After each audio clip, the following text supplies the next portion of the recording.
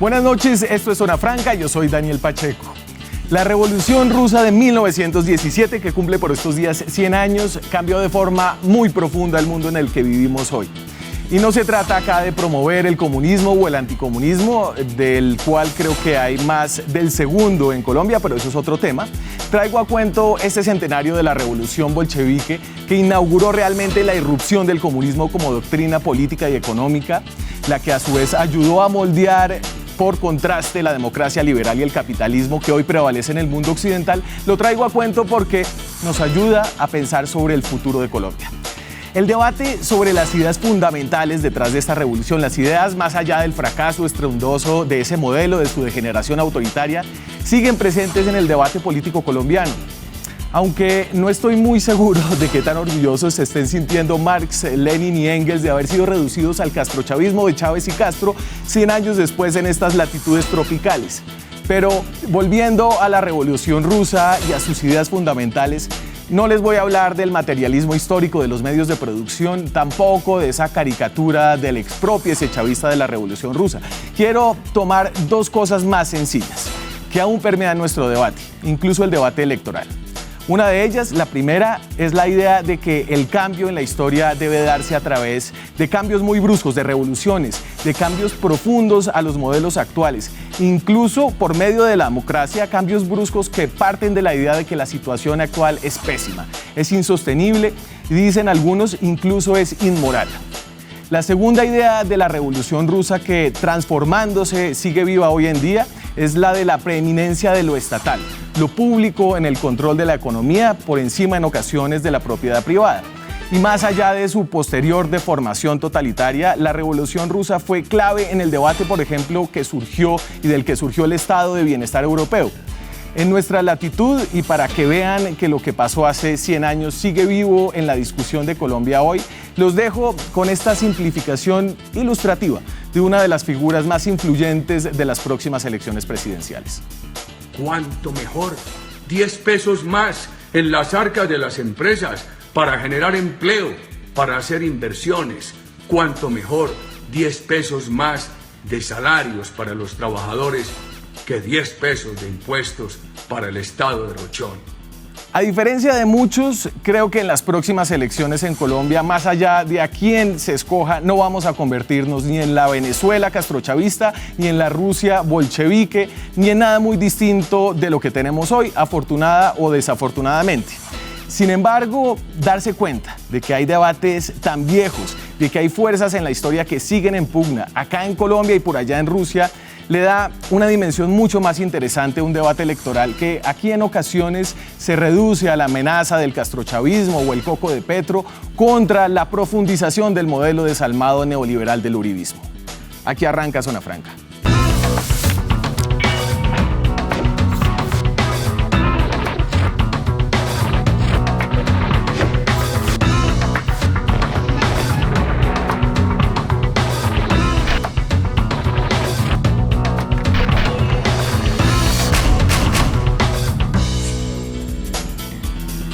Y arrancamos este programa con una silla vacía, espero que se llene en los próximos minutos, pero con la izquierda mía, derecha de los televidentes, con el senador Iván Duque del Centro Democrático, precandidato presidencial de ese partido, uno de los 5 precandidatos. ¿Qué tal, Iván? ¿Cómo está? Bien, Daniel, un placer estar de nuevo aquí en Zona Franca y un saludo muy especial a toda la audiencia. Y entonces no vamos a hablar del tema Petro sin Petro acá. Quiero hablar entonces del tema Duque con Duque acá. ¿Qué más? ¿Cómo va todo? Daniel, hemos estado haciendo una campaña muy interesante. Llevamos prácticamente 1 año y medio desde que empezamos con los talleres Construyendo País, que era para escuchar a la ciudadanía. Eso nos permitió recoger muchísimas propuestas en un diálogo muy cercano con comunidades de todo el país. Sí. Eso nos permitió sacar un libro que se llama Indignación, donde está nuestra visión de país, y llevamos pues ya varios meses recorriendo en esta campaña y con todo el deseo de ganar la nominación y ser próximo presidente de los colombianos. Entonces, y déjeme que le pregunte por el proceso interno del Centro Democrático, ya que hablamos de su candidatura. Son 5 candidatos. Carlos Holmes Trujillo, Paloma Valencia, María del Rosario Guerra, Rafael Nieto y usted. ¿Cómo se van a definir? Entiendo que ya llegaron a un acuerdo. Pues a ver, esto ha sido un proceso de mucho diálogo. Yo siempre defendí la consulta abierta. Desde el momento en que empezó este proceso siempre dije, lo mejor es una consulta abierta que permita que la ciudadanía vaya, vote, se acerque a las propuestas, manifieste con la más pura expresión de la democracia lo que siente. Desafortunadamente los tiempos fueron corriendo y nos tocó empezar a buscar unas alternativas. Sí. Y ahí surgió la idea de pronto mirar el esquema de encuestas. No es el que más me gusta, de hecho no me gusta del todo, pero creo que aquí se trata de construir partido y si este es un mecanismo que nos permite tener un sentimiento objetivo de lo que quiere la ciudadanía y de ahí podemos sacar el candidato del partido, pues bienvenido sea. Entonces, un esquema de encuestas que no es simplemente hacer una encuesta en la que se le pregunta solamente a Álvaro Uribe, como dicen por ahí, como dice la encuesta de César Caballero de Cifras y Conceptos, el que diga Uribe. Esto es una serie, una sucesión de encuestas que van a ir depurando los candidatos. La idea donde estamos tratando de llegar a la convergencia es que durante varias semanas vayamos haciendo unas encuestas, vayamos midiendo la intención de voto de los precandidatos. Inclusive se ha planteado que a partir de la tercera semana vayan saliendo las que están en la... O sea, todavía la cosa no está Faltan detalles, pero yo creo que lo más importante, más allá de la mecánica, es la parte propositiva en la que estamos en este momento, en esta fase de la campaña. Estamos llegando al mecanismo de encuestas, bien, esperamos que en los próximos días podamos concretar y ese mecanismo va a servir para escoger ese candidato. Espero ser yo, espero recorrer el país, espero también ser el candidato de la coalición y ser el próximo presidente de los colombianos con unas ideas muy claras. Yo he estado tratando de identificar los 3 ejes centrales y planteárselos a la ciudadanía que son legalidad, emprendimiento y equidad. Y sobre esa base se han construido propuestas en distintos frentes, en salud, en educación, en vivienda, en desarrollo ambiental, en desarrollo agropecuario, agroindustrial. Entonces, en eso estamos, Daniel, y mi mayor entusiasmo es poder seguir transmitiendo este programa en todo el país. Y en la eventualidad, y obviamente esa eventualidad exista de que no sea usted quien salga, sino que sea otro de sus compañeros, ¿qué pasaría ahí en sus aspiraciones, en su plan? Bueno, cuando usted entra a unas reglas de juego, y si las reglas de juego son pactadas, lo que tiene que surgir de acá es unión. Y tiene que salir una visión y tiene que salir un partido que salga fortalecido de este proceso. Nuestro mayor deseo es seguir haciendo partido, fortaleciendo estas estructuras y que nos permita esto seguir adelante en esta contienda.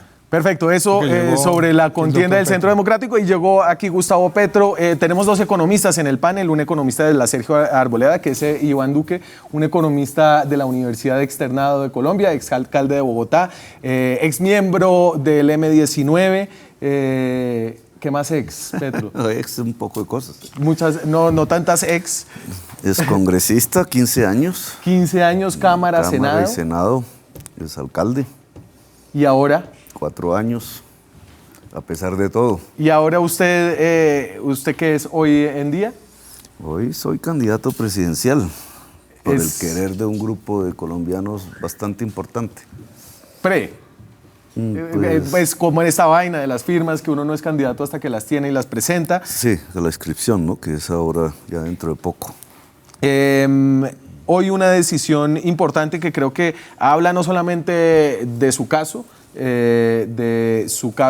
de habilidad o inhabilidad para participar en las elecciones políticas. Obviamente esa es una noticia política por sí sola, una persona que está marcando consistentemente entre los primeros 3 de todas las encuestas que se hacen, pero también una decisión que toma la CIDH, todavía no conocemos ese informe, pero que le pide al Estado colombiano hacer grandes reformas en cuanto a la forma en la que se sancionan a los funcionarios de elección popular y se inhabilita o se permite o no permite la acción política. Voy a leer simplemente un pedazo de esto que se filtró.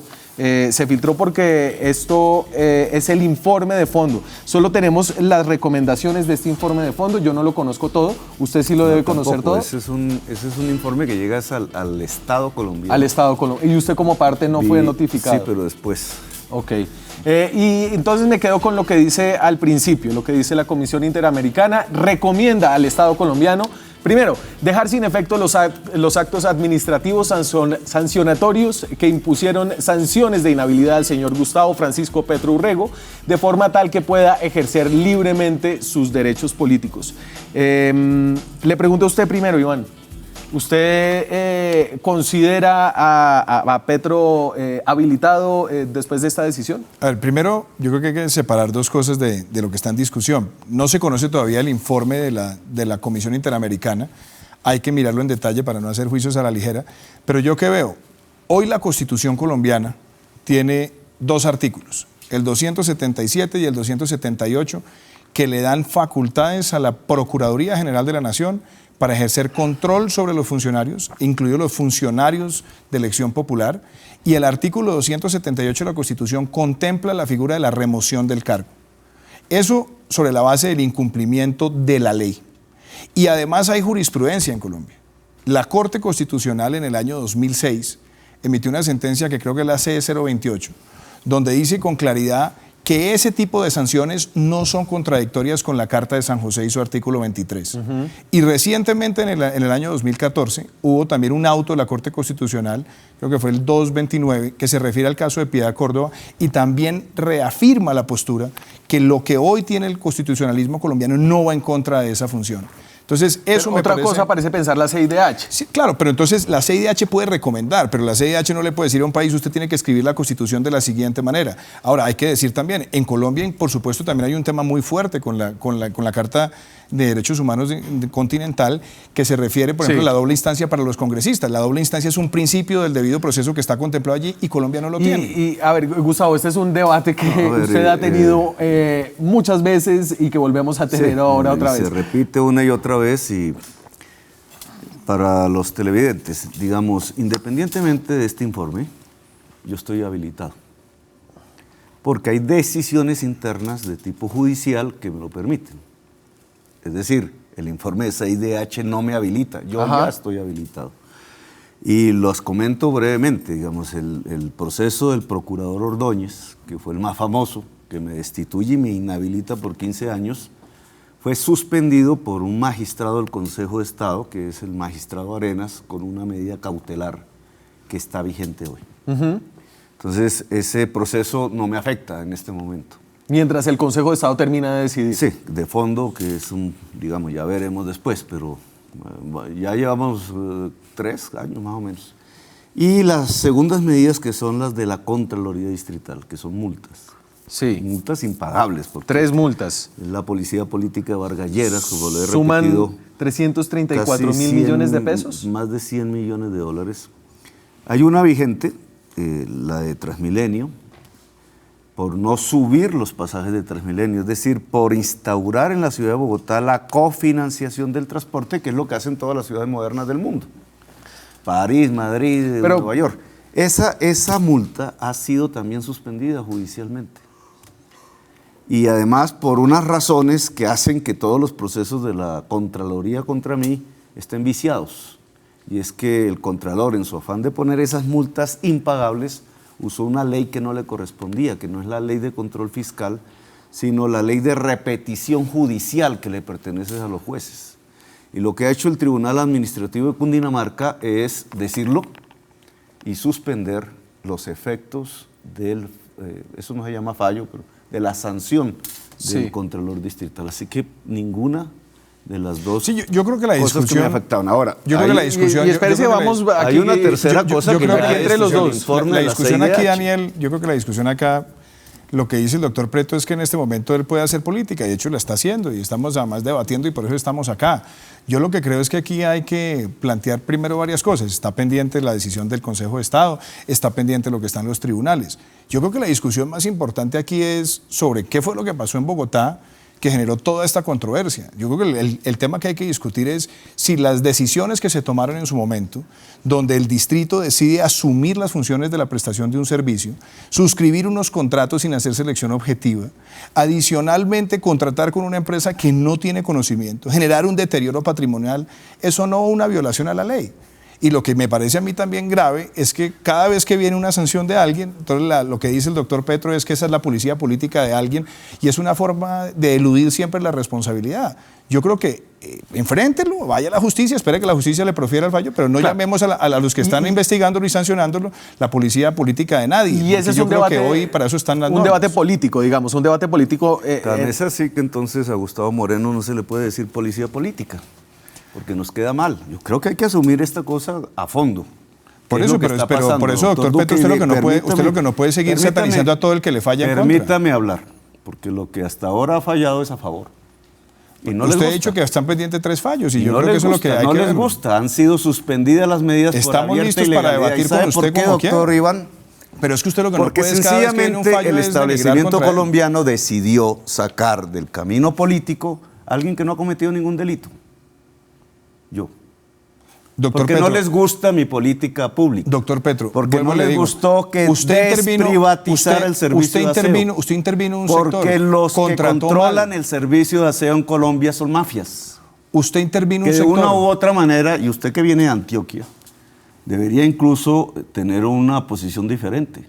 Porque la ciudad de Medellín ha sabido defender su servicio público de aseo y sus empresas públicas. Le voy a decir lo siguiente, doctor Petro. La CPM. El caso de Antioquia entonces, es un caso como en Bogotá exitoso, tratamos de hacer lo mismo, el servicio público de Antioquia no parece que eso es delictivo, que eso tiene que ir a los jueces, que eso no se puede permitir. El servicio público de Antioquia, déjeme decirle esto al doctor Petro, el servicio público de Antioquia no fue producto de una decisión arbitraria de ningún alcalde. Es que usted intervino en un sector, hizo una contratación que a todas luces, primero no tuvo selección objetiva, adicionalmente cuando la hizo con una empresa que no tenía la competencia y hay un detrimento patrimonial. Yo entiendo que usted está resolviendo eso. Iván, pero ¿y entonces por qué no que sean, es decir, si esto es un debate político, que sean los electores los que sancionen? Por eso estamos debatiendo. A Petro. Es que yo no tengo ninguna discusión con respecto a lo que está pendiente de la justicia. Doctor Petro está participando en este momento en los debates y estamos debatiendo. Pero a mí lo que me parece muy grave es que todo el que en algún momento lo investiga o falla en contra de él o produce alguna decisión, él lo caracteriza como la policía política de alguien. Esperemos que salgan los fallos, debatamos el modelo de país, que es lo que hay que debatir en este momento, doctor Petro, pero sí le digo a usted, asuma la responsabilidad política de unas decisiones administrativas que son cuestionables porque no hubo selección objetiva y adicionalmente usted sabe, porque además ya se profesó el distrito, diciendo que usted no hizo una selección completamente transparente. Tengamos una conversación. A ver si puedes entender los argumentos. Mire, los contratos de aseo en la ciudad de Bogotá terminaron legalmente. Yo no los prorrogué, tampoco los interrumpí. Sobre el sistema de aseo de la ciudad de Bogotá, existe en este momento una sentencia de la Corte Constitucional que ordenaba, y ese fue mi primer día de gobierno, remunerar a los recicladores como si fueran operadores del aseo. Nunca se había hecho en la historia de Bogotá y se lo ordenaban al alcalde de Bogotá. Es decir, que de las tarifas que se recogen de los usuarios, una parte tenía que ir a los operadores del aseo tradicionales y otra parte tenía que ir a los recicladores por primera vez en la historia. ¿Qué significa eso? Que una parte de las ganancias que se apropiaban unos operadores privados, algunos de ellos subyúdice, tenían que pasar a 14,000 familias muy pobres que en la ciudad de Bogotá recogían y hacían el reciclaje. Yo le digo lo siguiente. Déjeme terminar, doctor. Es que a ver, Daniel, yo le pido... Déjelo terminar, pero salgamos de Bogotá. No, porque es que yo sí quisiera, Daniel, Iván Duque, el monopolio de una conversación. No, es que es una tendencia, como ya no está el Contralor, como ya no está el Procurador, nos podemos quedar toda la hora hablando del esquema de aseo de Bogotá. Iván, deme un segundo. No nos quedemos hablando del esquema de aseo de Bogotá. Aquí hay una... Pero yo sí quisiera terminar ese punto, porque es que no me parece... No nos metamos en él, porque aquí usted hace una acusación y es que a Petro no le gusta que lo critiquen. No, es que no es solamente siempre que lo eso, critican, Daniel. Usted responde que es la policía política de alguien. Perdóneme, no es solamente eso. Usted es propenso a la autocrítica. Oye, he encontrado... Es que estamos hablando... Pero me permite 30 segundos. Estamos hablando de una persona a la que le han puesto una multa de 100 millones de dólares. Es que no es una multa de 10 millones ni de 20 millones. No existe en la historia de Colombia un caso de esos, sin cometer un delito. Vea, doctor Petro, sin que pese una sola sentencia judicial o disciplinaria. Entonces el señor no me permite ni siquiera defenderme cuando al único candidato presidencial que está en este momento compitiendo con todos ustedes, que le ponen una multa de 100 millones de dólares, es a mí. Mire, lo de las multas y les las parece decisiones justo, judiciales, y les parece democrático, y les parece decente competir así en esta carrera electoral. Lo de las multas y las decisiones judiciales, espérelas. Usted lo ha dicho. Estamos discutiendo acá una decisión que usted tomó. Las decisiones judiciales usted empieza a hablar de los recicladores para eludir las decisiones que tomó. A sus intereses. Si los operadores no le gustaban, que usted está en todo su derecho como alcalde, lo que usted ha debido hacer es, primero, un proceso de evaluación. Segundo, abra eso a concurso. Usted hizo una contratación directa con una empresa que no tenía experiencia y eso generó un detrimento patrimonial para el distrito de Bogotá. Además, generó una crisis ambiental en su momento. Entonces, uno no puede por esa vía tratar de eludir las responsabilidades. Esa es una responsabilidad política y administrativa. Asúmala, pero no lo haga echándole la culpa a otros. Tome las decisiones y dígale a los bogotanos por qué esos errores hoy los estamos pagando. Aquí esto de la Daniel, usted quiere cada vez que yo quiero contestar, me quita la palabra. Conteste y nos vamos de Bogotá. Nos vamos de Bogotá porque esto es un tema del país. Es falso. No es lo que dice la Contraloría. Eso que usted dice es falso. Mire, el decreto de aseo que yo expedí, que es el que usted dice que rompió la ley, no sé qué, los jueces lo declararon legal. Todavía no. Los jueces lo declararon. Falta el Consejo de Estado. Pero es legal hoy. Y falta además el fue la primera instancia y es legal hoy. Y déjeme terminar. 1. 2. Cumplimos una sentencia de la Corte Constitucional. Hay políticos que no les gusta cumplir las sentencias de la Corte Constitucional, pero yo la cumplí. Ordenaba taxativamente al alcalde de Bogotá remunerar a los trabajadores recicladores de la ciudad. Eso no tiene nada que ver con la contratación que usted hizo. Tercero, los contratos con los operadores privados terminaron de acuerdo al contrato. Los contratos eran directos no por mi administración, caballero, 164 sino por una medida de urgencia, en camiones sino que están por una medida, déjeme terminar, por una medida de urgencia 164.000 millones de detrimento patrimonial. La anterior alcaldía, porque la licitación de aseo, señor Iván Duque, fue declarada inconstitucional por la Corte Constitucional. ¿Por qué? Porque no incluía a los recicladores, que fue lo que yo hice. El decreto de aseo es legal. El sistema de aseo salió más barato para los ciudadanos bogotanos. Se les redujo las tarifas de aseo el 11%. Aún remunerando los... A ver, aquí nos estamos quedando trabados en un debate que es sobre Bogotá. Quiero dar esta noche la empresa Aguas de Bogotá durante mi administración. La empresa no tenía competencia. La contrató y hubiera permitido a los recicladores hacerlo de manera objetiva. Señor, me voy a la pausa. Cuando regresemos, abrimos el tema a Colombia. Hay un debate presidencial en proceso, una elección que se viene el próximo año y se necesitan propuestas sobre la economía. Tengo a dos economistas que van a ver estar igual de divididos en el tema de la economía colombiana como lo están en el tema de Bogotá. Ya regresamos. Seguimos en Zona Franca, son las 9:27 de la noche, estamos en directo desde Bogotá, nos pueden ver a través de Facebook Live esta noche también, pueden opinar a través de Twitter con el hashtag francamente en @zonafranca, en Twitter como les decía. Yo quería aprovechar a estos dos precandidatos, los dos todavía para hablar un poco de economía, que creo que es un tema en donde tienen posiciones totalmente opuestas y es un tema especialmente pertinente para esta campaña presidencial. Y es pertinente ¿por qué? Y lo voy a decir muy rápidamente. El crecimiento económico de Colombia de los últimos 10 años ha dependido del crecimiento y del valor del barril de petróleo, que como ven últimamente no anda muy bien, aunque se ha mejorado, está por encima de los $50, creo. Colombia ha crecido más o menos, si anualizáramos el crecimiento de los 2 trimestres que tenemos, estaríamos creciendo a 1,7. Cuando nuestro crecimiento mayor fue en el 2007 al 7.5%, se dice que el potencial de la economía colombiana de crecimiento bajó, ahora está entre el 2 y el 3%. Pero al mismo tiempo tenemos, como les decía, una economía muy dependiente de ciertas materias primas. Esto es del Atlas de Complejidad Económica, ya viene. Manda el siguiente, porfa. El Atlas de Complejidad Económica de MIT, del Massachusetts Institute of Technology. Se lo recomiendo, lo pueden buscar en internet y estos son como la torta de las exportaciones colombianas en el 2016. Los productos minerales, donde se incluye el petróleo, el carbón, son el 48% y las materias con muy poco valor agregado son el otro grueso de las exportaciones, por ejemplo los productos del reino vegetal. Al mismo tiempo hay que reconocer que el modelo económico que tenemos ahora ha dado buenos resultados, al menos en algunos indicadores sociales, como el de la pobreza. Y esta es la línea de la pobreza que se mide de tres formas distintas. La pobreza multidimensional, que es la línea azul, la pobreza monetaria y la pobreza extrema, que es la línea verde. En los últimos años ha bajado casi consistentemente hasta el año pasado, que se registró unos leves incrementos en la pobreza que se mide objetivamente por cuánta plata entra. Entonces yo quería preguntarles ante este panorama, y arranco con usted, Gustavo, ¿cuál es la propuesta para darle la vuelta, para profundizar el modelo, para hacer qué?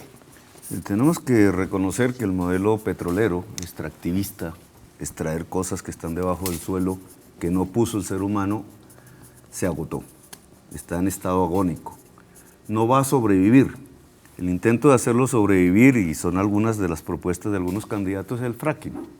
Es decir, usar masivamente agua, inyectar la presión, romper rocas y sacar el cuncho de los pozos del petróleo, y eso podría prolongar un poquito más este modelo, pero igual muere. Aún hacer esa prolongación sería un alto costo ambiental. Nosotros proponemos reemplazarlo por otro modelo económico. Le he llamado la tercera revolución industrial. Es lo nuevo en la economía mundial ante el hecho de que hay que separar las economías. Se parece a la economía naranja de Duque. De los combustibles fósiles. Ahora hablaremos de eso, pero por eso no hay antagonismos tan profundos. Eso que llamamos la nueva economía industrial, la nueva economía, tiene que ver con una articulación sinérgica entre energías limpias, es decir, cero carbón, cero petróleo, que en Colombia es básicamente energía solar y agua, en el norte algo de viento, sí, pero generadas democráticamente, no centralizadamente como lo hemos hecho hasta ahora, que significa que cada hogar podría generar su energía eléctrica. Eso trae una consecuencia inmediata, la caída del precio de la energía eléctrica en Colombia. Cambiar techos de asbesto por paneles solares. Y el otro elemento fundamental son las redes, que ya conocemos, los nuevos modos de comunicación de la humanidad. Si usted junta eso y lo articula, sinérgicamente te producen unos nuevos elementos de economía, que es lo que está apareciendo en el mundo, irrumpiendo, y que yo creo que hay que desarrollar a profundidad en Colombia. Sí. Esas economías que crecen, por ejemplo, si cae el costo de energía eléctrica en cualquier casa, ¿qué hace el hogar? Entonces el hogar, si tiene una forma de movilidad, una moto, un carro, en Medellín sería clave, se enchufa. Es decir, empieza a generalizarse el transporte eléctrico, que en el caso público son metros, son tranvías, es la red férrea nacional que dejamos morir hace mucho tiempo, es otra forma de movilidad. Pero si lo miramos también en el seno del hogar, no solamente cambian los modos de transporte, con las ramas de producción que esto puede generar en toda Colombia, sino... Y déjeme lo redondeé para que Duque te pueda meter la cucharada. Que puede variar completamente la agricultura. Ponga usted este caso de sinergias entre energías limpias producidas en el hogar y modos de comunicación como los que tenemos en redes, póngalo en la economía cafetera. Y usted podrá encontrar que entonces muchísimos productores cafeteros, a diferencia de todo lo que sucedió en el siglo pasado, se podrían ligar a consumidores en todo el mundo sin intermediación. Iván, y entonces me parece que ahí hay elementos de la tercera revolución industrial, la revolución del conocimiento. Empecemos por cosas muy puntuales y prácticas. ¿Qué le pasa hoy a Colombia? Nosotros tenemos un problema en el modelo empresarial y un problema en el modelo laboral. Y los dos tienen que ir de la mano. Si usted mira estudios recientes del Banco Interamericano de Desarrollo, le dicen que aproximadamente el 40% de los negocios en Colombia no tienen registro mercantil. Eso es informalidad empresarial. ¿Por qué? Porque además hay unos incentivos perversos. El primero, la carga tributaria es muy alta en Colombia. Hoy tenemos una carga tributaria de impuesto de renta corporativa por encima del 34%, que está por encima del promedio regional, del promedio de la OCDE. Y por otro lado tenemos muchísima informalidad laboral. ¿Qué es lo que nosotros necesitamos hacer en Colombia? Primero, cambiar esa forma de ver al empresario. Necesitamos, por un lado, que nosotros reduzcamos o eliminemos totalmente los gastos innecesarios, que hagamos una reforma a la administración pública, que mejoremos la fiscalización. ¿Para qué? Para poder bajar impuestos. ¿A quiénes? A los que generan esos empleos formales para tener más inversión. Que usted pueda bajar impuestos y mejorar los ingresos de las empresas, de los trabajadores, los salarios de los trabajadores. En un ambiente donde usted logre, ¿qué? Diversificar también la economía colombiana. Yo estoy proponiendo, por ejemplo, que podamos tener tasas diferenciadas de impuestos para la micro, la pequeña, la mediana y la gran empresa, de manera que incentivemos esa formalización y esa generación de empleo, que incentivemos la inversión, que eliminemos tantos trámites. Daniel, es que este país ha producido más de 68.000 resoluciones en los últimos 14 años. ¿Y el hueco fiscal lo recupera? ¿Cómo lo recupera? Con la inversión que usted genera, con la formalización de la economía, con la formalización laboral. Y por otro lado, cuando usted elimina todos esos gastos innecesarios y hace una reforma a la administración pública, donde usted va generando ahorros de carácter permanente, pues hace más eficiente el Estado con menos burocratización. Pero en esencia, ¿qué queremos nosotros? Diversificar también la economía colombiana. Nosotros no somos un país petrolero, tenemos un potencial. Nosotros tenemos una fuerza minera que hay que hacerla con responsabilidad, pero eso hay que diversificarlo. Aquí hay que entrar a las industrias creativas, al sector de servicios, a la ciencia y la tecnología, a la integración de la agroindustria con los pequeños productores. Esa economía diversa, donde podamos hacer las prácticas con responsabilidad ambiental, responsabilidad social, donde generemos esa diversificación en sectores, donde tengamos capacidad de llevar inversión a las zonas rurales donde hoy no llegan con facilidad por todas estas trabas tributarias y por el costo país, es lo que necesitamos solventar para que Colombia crezca y ese crecimiento genere una reducción progresiva de la pobreza. Tal vez tiene razón quienes dicen que ya no hay diferencia entre la izquierda y la derecha. Lo que pasa es que yo creo que sí hay unas diferencias. Yo creo que la política no se divide entre izquierda y derecha, se hay divide unas entre diferencias en cuanto a la vida ejecución. y política de la muerte. Pero yo quiero hacerle una Pero crítica. espérese, esa división de la política de la vida y la política de la muerte, es decir, si no están conmigo, son antidemocráticos. Un poco me dice a mí. No, cualquier tipo de política se puede mirar bajo un filtro, puede generar muerte o puede generar vida. Vamos a poner un ejemplo. Decides como alcalde que el transporte de tu ciudad sea buses diésel. ¿Eso es una política de la vida o una política de la muerte? No, estoy seguro que tiene muchas más complejidades, es decir, puede ser una política perjudicial para la salud. Decides que en tu ciudad los buses o el transporte sea eléctrico. ¿Esa es una política de la vida o una política de la muerte? Entonces déjeme preguntar, la política de Duque... propiamente no podrías definir ninguna de las dos alternativas como si es de izquierda o derecha. No, claro, ahí me quedo como en El Señor de los Anillos. Como si son de política de la vida o política de la muerte. Veamos un poco la tesis. Cuando hablamos de la nueva economía, estamos hablando de generar millones de emprendedores. Fundamentalmente mujeres y jóvenes, que podrían perfectamente crecer en esta nueva economía. Millones.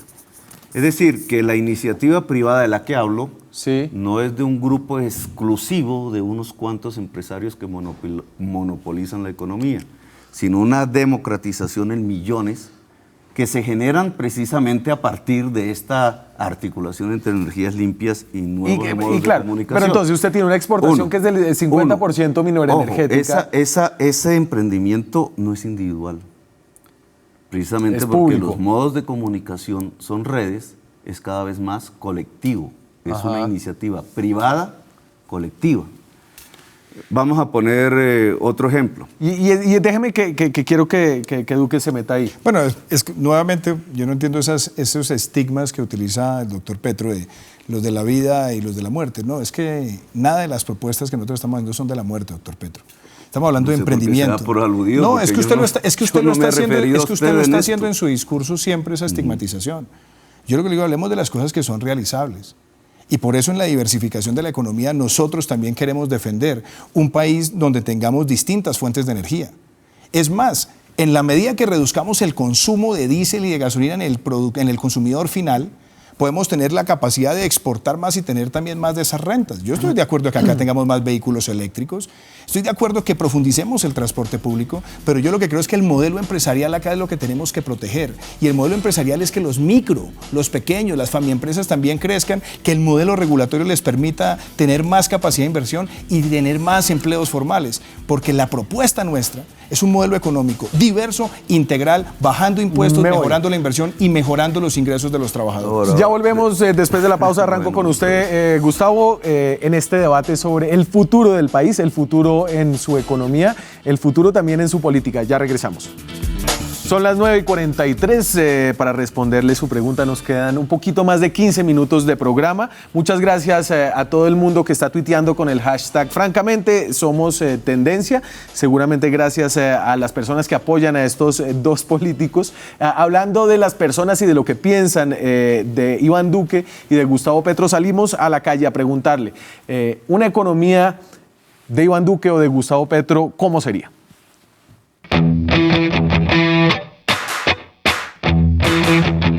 ¿Usted cómo se imagina la economía de Colombia con Petro como presidente? No, la verdad no la veo. Buenísima, ¿Por qué? pues me imagines, pero aquí no dejan pasar a una persona que en realidad vale la pena. Me atrevería que apostar por el man sería otro fracaso más. Fatal, ¿Por qué? porque Petro no ha hecho nada bueno. La verdad, eso acá no hay nadie para... Todos entran a robar. Que nos amparen, nos favorezca. ¿Por qué? No, a mí no me gustan los guerrilleros, ninguno. A mí no me gustaría, ¿Por qué no? porque no hizo una buena alcaldía. Se preocuparía realmente por la clase pobre y le daría un vuelco a este país en materia económica. Y si el presidente fuera Iván Duque, ¿cómo sería este país económicamente? No, peor. Pero ni el uno ni el otro, ¿por qué no? Ninguno. No, este Iván Duque es con Uribe. Sí. No, terrible ese tipo. Lo de Odebrecht, tantas cosas que pasan y no hacemos nada, no pasa nada. Puede que sea un buen político, pero si hay 20 políticos corruptos, pues la misma cuestión. Sería algo igual, los dos tienen los mismos conceptos, Pero uno es de izquierda y el otro es de derecha lejos, ¿no? pero los dos tienen los mismos conceptos. Entonces, la verdad que será Iván Duque. Según él, lo que hablaba me satisface el hombre. Él es una persona que realmente no sabemos exactamente cómo podría gobernar al país en este momento, no le podría decir. No me ha llamado mucho la atención y tampoco lo he visto trabajar. Eso fue en la avenida 1 de Mayo en Bogotá. Sale... Por donde iba a pasar el metro subterráneo. Acaban de aprobar el CONFIS. No sé. Sí, el presidente Santos acaba de anunciar que se aprobó el documento con el que se financiará el metro de... Elevado. Pero no nos quedemos en Sí, Bogotá, no nos devolvamos Bogotá. para allá. Usted, a ver, es que ahorita en la pausa usted insistía en que es vida o muerte y que no hay nada en la mitad. Sí, hay un modelo económico en el mundo que está muriendo, que es el que produjo el cambio climático. Si no hemos podido entender que el cambio climático lleva a la muerte de especies, incluso la posibilidad de la extinción de la vida humana, pues es que no hemos comprendido la gravedad del problema de estar usando los combustibles fósiles como fuente energética. Claro, y ese cambio de modelo me interesa saber como la gradualidad. Sí, yo le hablaba exactamente del fracking. No, eso tiene que ser una transición. Sí. Pero sin perder el norte. El fracking es una política que te usa el agua masivamente para prolongar las existencias de petróleo a partir de romper rocas y sacar el cuncho del petróleo. El agua, en forma masiva en un territorio, al conectarse con el petróleo, sale contaminada. ¿Qué es preferible desde el punto de vista de la vida? Hacer el fracking, como está pretendiendo el gobierno Santos, y le preguntaría un poco a Iván Duque si lo va a hacer si fuese presidente, o usar el agua para producir, generar agricultura, alimentos para la gente y construir un territorio sostenible ambientalmente. Mientras el doctor Petro sigue pues hacia 30.000 pies de altura, yo lo que quiero es hablar de cosas concretas para el pueblo colombiano. El fracking es, el pueblo colombiano, es de la superficie hacia abajo. El pueblo colombiano que necesita una convivencia armónica y sostenible de los sectores, con responsabilidad ambiental y con responsabilidad social. En Colombia, claro, este no es un país petrolero. Tenemos reservas para menos de 7 años. El 70% de los campos petroleros del país producen menos de 1.000 barriles al día. Pero nosotros tenemos que entender que este sector ha representado consumo de la economía de más de 60 billones. Genera una parte muy importante de empleos. Y además nosotros tenemos la posibilidad de tener reservas y de saberlas manejar. Pero nosotros no podemos estigmatizar sectores simplemente por el hecho de hacer populismo político. Pero por supuesto que hay que diversificar la economía. Y eso implica que claro que le apostemos a las renovables. Yo lo escuché, escúcheme usted a mí. Hay que convivir también con las energías renovables. Pero nosotros tenemos que entender que este país tiene 16.600 megas instaladas de energía, solamente 19 son renovables. Yo quiero un modelo donde ellos también puedan entrar y aportarle más a la red, generar empleos, permitir interconexión en lugares remotos del país. Pero también hablemos del modelo agroindustrial. Hay que buscar que el modelo agroindustrial conviva con los pequeños productores. Todo esto, Daniel, necesita inversión. Y para que haya inversión necesitamos un sistema tributario más ágil, menos gravoso, con unas exenciones totalmente transparentes porque hay excesivas. A ver, ¿yo qué veo en el mundo? Primero, yo creo que tenemos que ser muy claros. Fracking no se puede hacer donde se amenacen acuíferos subterráneos y zonas de reserva ecológica en nuestro país. Eso tiene que ser categórico. Fracking ahí no se puede hacer. Pero por ejemplo en el de Magdalena Medio, que es donde... No, es que mire, yo estuve hace poco hablando en Barrancabermeja con la comunidad. Claro que hay preocupaciones y son preocupaciones válidas por experiencias internacionales en temas de deterioro de acuíferos, temas de sismicidad donde usted pueda tener fallas geológicas, inclusive hay unos temas también de ecosistemas. Ahí no se puede hacer fracking. Usted tiene que buscar, si es que se va a intentar hacer, usted tiene que buscar primero que sea con mucha evidencia científica, concertado con las comunidades, con responsabilidad ambiental y óigame esto, sin afectar ningún acuífero. Eso tiene que ser la premisa. ¿Qué pasa? Hay países... Lo veo con la puerta... No, es que yo creo que... A ver, primero, hablando de aterrizar. El tema no es de blancos y negros. Nosotros tenemos que entender, primero, que nosotros tenemos una situación distinta a otros países que tienen esos campos de fracking en desiertos. Nosotros no. Nosotros, donde tenemos potencial, hay en muchos lugares acuíferos que hay que proteger y de ecosistemas variados. Ahí nosotros no podemos hacer ese fracking.